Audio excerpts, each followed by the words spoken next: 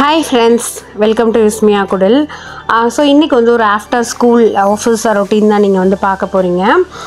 So எப்போதுமே இப்போ school ஆரம்பிச்சிருச்சு அப்படின்னாக்கா எனக்கு இந்த மாதிரி ஒரு ஃபீல் வருது. எத்தனை பேருக்கு வருதுன்னு சொல்லுங்கள். எனக்கே ஸ்கூல் ஓப்பன் ஆன மாதிரி ஒரு ஃபீலிங் வருது. வீக்கெண்ட் ஆகிடுச்சு அப்படின்னாக்கா ஓகே எனக்கே வந்து ஸ்கூல் லீவ் விட்ட மாதிரி வந்து ஒரு ஃபீல் ஆகுது. ஸோ காலையில் வந்து பார்த்திங்கனாக்கா சப்பாத்தியும் ஒரு கீரை போட்டு ஒரு கிரேவி மாதிரி, ஏன்னா ரெகுலராக அந்த பட்டை கிராம்பு அதையே வந்து வச்சுட்டு இல்லாமல் ஸோ இது வந்து செஞ்சோம் அப்படின்னாக்கா ரொம்பவே வந்து நல்லாயிருக்கும். இதில் என்னன்னாக்கா கீரை குழந்தைங்க சாப்பிட்றாங்க அப்படிங்கிறதே வந்து தெரியாது.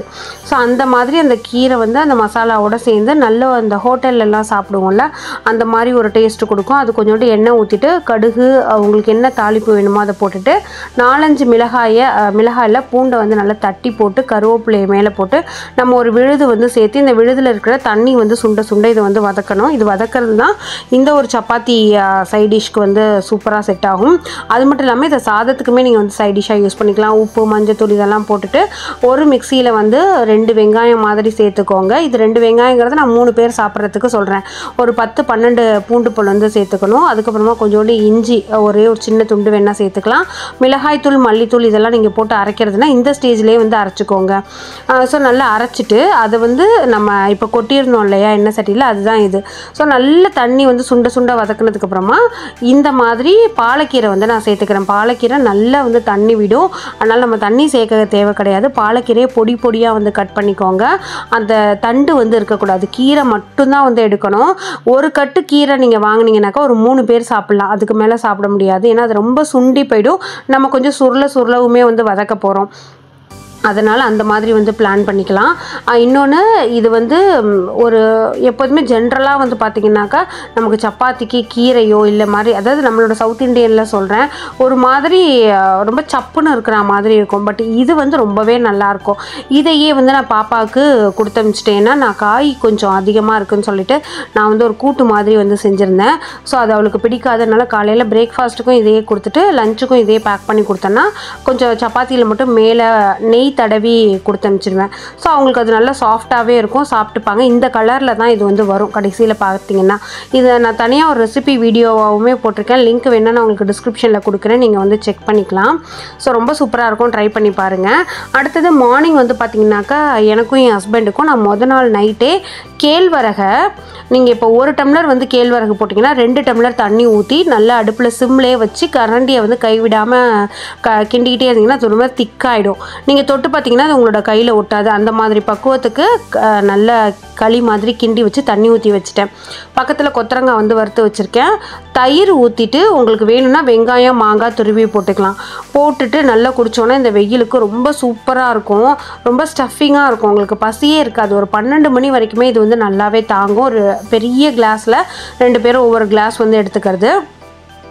அதுக்கப்புறமா வந்து பார்த்திங்கனாக்கா நான் ஸ்கூலுக்கு விட்டுட்டு அப்போ தான் வந்து வீட்டுக்குள்ளே வந்து வரேன். இதுக்கப்புறம் தான் என்னோடய ஒர்க்கை எல்லாமே நான் வந்து ஸ்டார்ட் பண்ணணும்.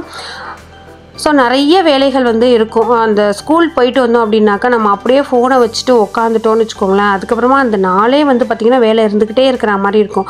அதனால் ஃபஸ்ட்டு பிரேக்ஃபாஸ்ட்டு முடிக்கிறனோ இல்லையோ ஸ்கூல்லேருந்து விட்டுட்டு வந்த உடனே என்னோடய அந்த சில க்ளீனிங், பேசிக்கான க்ளீனிங் எல்லாம் வந்து முடிச்சிடுவேன். ரொம்ப டீப் க்ளீனிங்லாம் இல்லை. ஃபஸ்ட்டு நான் வந்து தொடுறது வந்து பார்த்திங்கன்னா கிச்சனில் தான். கிச்சனில் வந்து அந்த கவுண்டர் டாப்பெல்லாம் க்ளீன் பண்ணிவிட்டு அதுக்கப்புறமா அந்த கேஸ் ஸ்டவ் வேணும் அப்படின்னாக்கா துடைப்பேன். கேஸ் ஸ்டவ் ரெகுலராக துடைக்கிறது கிடையாது. எனக்கு ரொம்ப அந்த டஸ்ட்டு ஆகுது அப்படின்னா அதை வந்து துடைச்சிடுறது.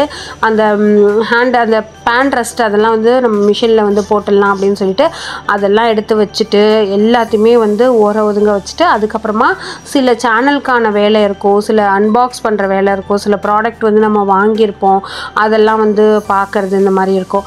ஸோ அதுக்கப்புறமா நான் என்ன பண்ணுவேன்னா இந்த மாதிரி கிச்சன் ரொட்டீனை முடிச்சதுக்கப்புறமா இந்த பிரேக்ஃபாஸ்ட் என்ன ரெடி பண்ணி வச்சுருக்கணும் அதை வந்து சாப்பிட்றது. சாப்பிட்டுட்டு அப்புறமா என்னோடய சேனல் ஒர்க்கை வந்து நான் ஸ்டார்ட் பண்ணுவேன். அதே மாதிரி டீப் க்ளீனிங்லாம் வந்து பண்ணணும்னா நான் வந்து ஸ்ப்ளிட் பண்ணிக்கிறது. ஏன்னா தனி ஆளாகவே எப்படி எல்லா வேலையும் நம்ம மேனேஜ் பண்ணுறோம் அப்படின்லாம் சொல்லி கேட்குறாங்க. நான் அப்படியுமே பார்த்திங்கன்னா என்னோடய கணக்குப்படி ஒரு நாளைக்கு 3 மணி நேரத்துக்கு மேலே நான் வேலை செய்ய மாட்டேன். அதாவது வீட்டு வேலைகளை சொல்கிறேன். ஸோ ஒரு நாள் என்ன பண்ணுவேன்னா மாப் போடுறது, வீடு ஃபுல்லுமே மாப் போட்டாலே எனக்கு ஒரு 3 hours ஆகிடும். அந்த 3 floors இருக்கிறதுனால ஒரு நாள் ஃபுல்லும் வந்து மாப் போடுவேன். அதுக்கப்புறமா ரெகுலர் பேசிக்கான க்ளீனிங் இருக்கும் இல்லையா, அந்த ஜாமான்லாம் ஒழிச்சு போட்டேன்னா பாப்பா வந்ததுக்கப்புறம் தான் விளக்குறது. ஒரு நாள் ஃபுல்லும் என்ன பண்ணுவேன்னா 3 டாய்லெட்டையும் க்ளீன் பண்ணுறது அந்த மாதிரி இருக்கும். எனக்கு வாரத்தில் 2 நாள் வந்து பார்த்திங்கன்னா ஷூட்டிங் இருக்கும்.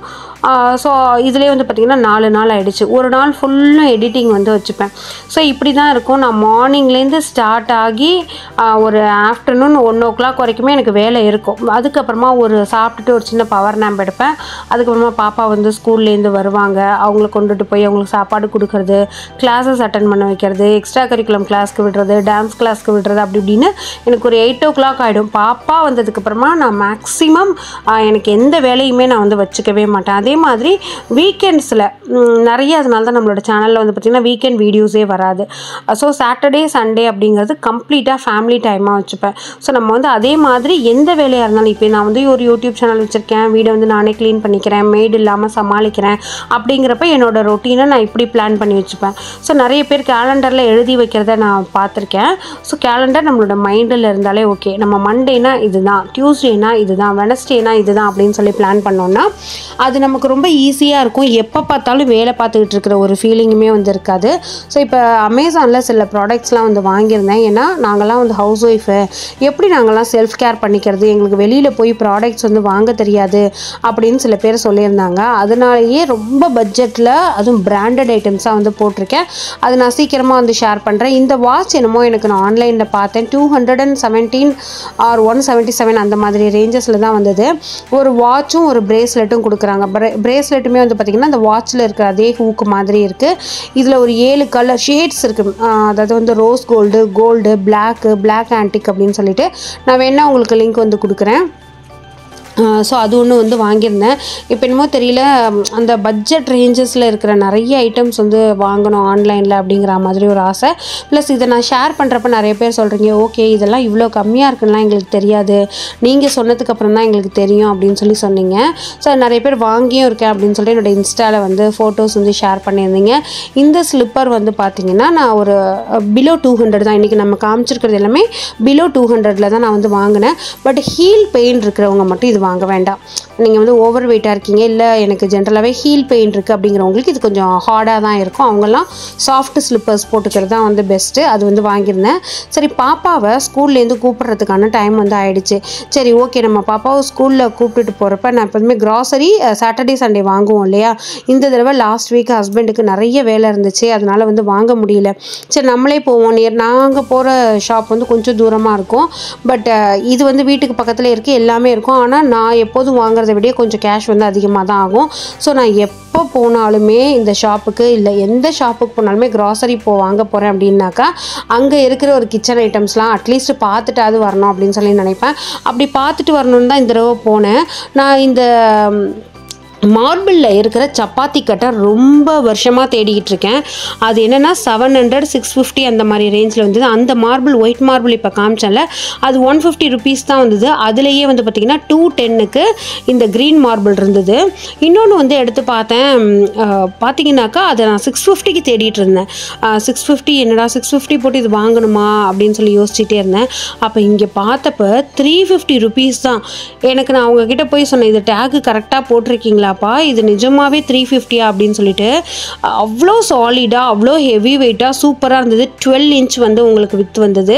இன்னொன்று அந்த 150க்கு பார்த்தேன் இல்லையா, அதில் பேக் சைடில் அந்த கிரானைட் பேஸ்ட் இருக்கும், அதை போட்டு ஒட்டி வச்சுருந்தாங்க. இல்லை அது கீழே விழுந்தாலுமே வந்து உடஞ்சிடும். அதனால் நான் இதை வந்து ஒன்று வாங்கிட்டேன். அதை தான் நான் பிஃபோர் அந்த வீடியோட ஃப்ரண்ட்டில் வந்து நல்லா வாஷ் பண்ணிவிட்டு சப்பாத்தி வந்து போட்டு பார்த்தேன். நல்ல பெரிய சப்பாத்தியாக வந்து போட முடியுது. எந்த ஒரு திங்ஸ் வாங்கிட்டு வந்தாலுமே சரி, எனக்கு உடனே அதை வந்து யூஸ் பண்ணிடணும், அதை வந்து வாஷ் பண்ணி வச்சிடணும் அப்படிங்கிற ஒரு தாட் இருக்குது. இப்போ ஒரு கிச்சனுக்கு ஒரு ஒரு பாக்ஸ் வாங்கிட்டு வந்தோம் அப்படின்னா கூட எனக்கு அதை உடனே வந்து அதை நல்லா வாஷ் பண்ணிவிட்டு அதை வந்து நெருப்பில் காமிச்சு அதோட ஸ்டிக்கர்ஸ்லாம் ரிமூவ் பண்ணி நான் என்ன ஸ்டோர் பண்ணுறதுக்காக வாங்கணுன்னோ அதை வந்து வச்சிடணும் அப்படின்னு சொல்லி நினைப்பேன். எத்தனை பேர் அந்த மாதிரி பண்ணுவீங்க அப்படின்னு சொல்லி கமெண்ட்டில் ஷேர் பண்ணுங்கள். ஸோ அப்புறம் வந்து இந்த கிராசரி வந்து பார்த்திங்கன்னா லாஸ்ட் மந்த்து கேழ்வரகு பல்காக வாங்கினது, அப்புறம் கம்பு, இட்லி அரிசி, சாப்பாட்டு அரிசி, அப்புறம் ஆயில் இதெல்லாம் வந்து நிறையா வாங்கி வச்சுட்டோம். இந்த மாதம் வந்து பார்த்திங்கன்னா இந்த பொட்டுக்கடலை, சுகரு, சால்ட்டு, அப்புறம் பாப்பா ரொம்ப ஆசைப்பட்டு கேட்டால் எனக்கு இந்த மாதிரி குலோப் ஜாமுன் செஞ்சு கொடுங்கம்மா அப்படின்னு சொல்லிட்டு. அதனால் இப்போயுமே எம்டிஆரில் வந்து ஆஃபர் போயிட்டுருக்கு. 143 என்னமோ ஒரு பேக்கெட்டு, ஒன்று வாங்கினோன்னா ஒன்று ஃப்ரீ அப்படின்னு சொல்லிட்டு. பட் நான் ஒன்றா தான் செய்ய போகிறேன். ஸோ இது வந்து பார்த்திங்கன்னா ஃபைனலாக நான் வீட்டுக்கு கொண்டு வந்துட்டேன். 2 கையால் தான் தூக்கணும். எனக்கு சில சமயம் தோணும் இந்த ஒத்த கையை வச்சுக்கிட்டு உனக்கு இதெல்லாம் தேவையா, இவ்வளோ வெயிட்டா அப்படின்னு சொல்லிட்டு. பட் நம்ம கொஞ்சம் சின்ன சைஸ் கூட வாங்கலாம், கொஞ்சம் கம்மியாக கூட வாங்கலாம்னு நினச்சேன். சரி இதை வந்து எப்பயோ ஒரு தடவை தான் வாங்க போகிறோம், பல வருஷத்துக்கு ஒரு தடவை தான், அதை நல்லாவே வாங்கிடலான்னு சொல்லிட்டு இப்படி வாங்கினேன். இன்னொன்று எண்ணெய் தேய்க்கிறதுக்கு வந்து பார்த்திங்கன்னா இந்த மாதிரி ஒரு சின்ன பாக்ஸும் அந்த கட்டையும் வந்து வாங்கிட்டேன். சிலிக்கான் ஸ்பேச்சுலா வந்து யூஸ் பண்ணிகிட்டு இருந்தேன். சில பேர் வேண்டாம் சிஸ்டர், என்ன தான் அது வந்து மெல்ட் ஆகாதுனாலும் அது வேண்டாம், யூஸ் பண்ணாதீங்க, நீங்கள் எல்லாமே ஸ்டெயின்லெஸ் ஸ்டீலு ப்ளஸ் வந்து கிளாஸ் தானே யூஸ் பண்ணுவீங்க, எதுக்கு தோசைக்கு தடவுறது சப்பாத்திக்கு தடவுறது மட்டும் சிலிக்கான் யூஸ் பண்ணுறீங்க அப்படின்னு சொல்லியிருந்தீங்க. சரி ஓகே, எல்லாருமே சொல்கிறது ரொம்ப கரெக்டாக இருந்தது, அதனால் அதை மாற்றிடலாம் அப்படின்னு சொல்லிட்டு அதை வந்து மாற்றியாச்சு. இந்த ஐட்டம்ஸ் தான் வந்து வாங்கியிருந்தேன். ஸோ உங்களோட ஆஃப்டர் ஸ்கூல் ரொட்டீன் வந்து எப்படி இருக்கும், என்ன மாதிரி உங்களோட வேலைகளை பிளான் பண்ணிப்பீங்க அப்படிங்கிறத வந்து கமெண்ட்டில் ஷேர் பண்ணுங்கள். இல்லை என்னால் இந்த வேலையை மட்டும் நான் இந்த நாளில் பண்ணிவிடுவேன் அப்படின்னு சொல்லி உங்களுக்கு ஏதாவது நீங்கள் வந்து ஸ்பெசிஃபிக்காக வச்சுருப்பீங்கல்ல, இந்த வேலையை நான் இந்த ஒரு நாள் மட்டும், இப்போ வந்து பாத்ரூம் கிளீனிங்கிறத இத்தனை மணி நேரத்துக்குள்ளே இல்லை இந்த டயத்தில் நான் பிளான் பண்ணிப்பேன், அது வந்து எனக்கு வாரம் ஃபுல்லுமே வந்து ஒரு ரிலாக்ஸாக இருக்கும், ரொம்ப ரிலாக்ஸிங்காக இருக்கும் அப்படின்னு சொல்லிட்டு சில விஷயங்கள் இருக்கும். அந்த மாதிரி ஏதாவது இருந்ததுனாக்கா கமெண்ட்டில் வந்து ஷேர் பண்ணுங்கள். எனக்கும் அது யூஸ்ஃபுல்லாக இருக்கும்னு அடுத்தடுத்த வீடியோஸில் அதை ஷேர் பண்ணுவேன். ப்ளஸ் வந்து பார்க்குறவங்களுக்கும் ஓகே நம்மளோட வேலைகளை இப்படி கூட நம்ம பிளான் பண்ணிக்கலாமோ, இது தெரியாமல் தான் நம்மளோட வேலையை இழுத்துக்கிட்டே இருக்கோமோ அப்படின்னு சொல்லிட்டு அவங்களுக்கும் ஒரு சூப்பர் ஐடியா வந்து கிடைக்கும். ஸோ கண்டிப்பாக மறக்காமல் அதெல்லாம் கமெண்ட்டில் ஷேர் பண்ணுங்கள். இந்த வீடியோ யூஸ்ஃபுல்லாக ஒரு மோட்டிவேஷனலோடு இருக்கும்னு சொல்லி நம்புகிறேன். Thank you, by.